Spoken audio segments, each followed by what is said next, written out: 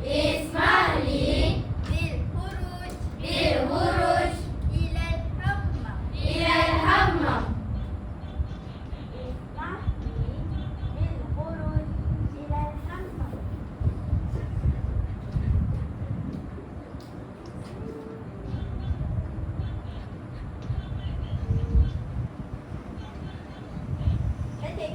Cepatnya.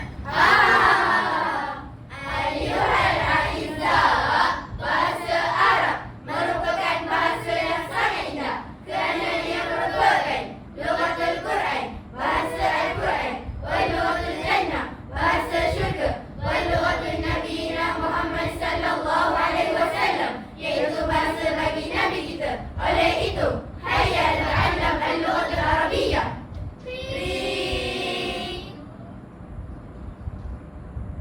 Okay, class, let's learn English together. English time. Teacher, can we just sleep Or maybe in the cinema class. or TikTok lesson first? Yay! No. English is fun. Fun? Really? More like funness. Eh? 5, 4, 3, 2, 1.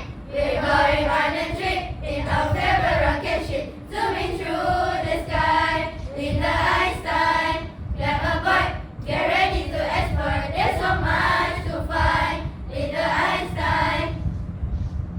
Okay, class. Good morning, miss. Selamat pagi. Excellent. How do we say when we need help? Help me, please. Good job. Thank you, miss. Sama-sama. Oh no, try again. Usahlah. Alisha, never give up. Never give up, na na na. Never give up, na na na.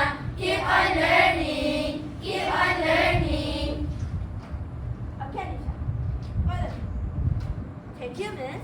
Terima kasih. Thank you, miss. Terima kasih. Wow, you got it. Look who we are the dreamers. We make it happen, 'cause we believe it. Look who we are the dreamers. We make it happen, 'cause we can see it. Alah, aku dah nak Alisha. Seronok kan kelas hari ni? Seronok! Alah, seronok. Jom kita sama-sama. Jom! Kalau rasa gembira tepuk tangan. Kalau rasa gembira tepuk tangan.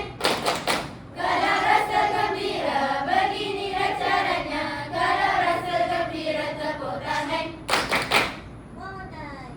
If you're happy, happy, happy, clap your hands. If you're happy, happy, happy, clap your hands. If you're happy, happy, happy, clap your hands, clap your hands. If you're happy, happy, happy, clap your hands. مرة أخرى. إذا كنت سعيدة صفي يدك. إذا كنت سعيدة صفي يدك. إذا كنت سعيدة وقلبك مسرورا. إذا كنت سعيدة صفي يدك.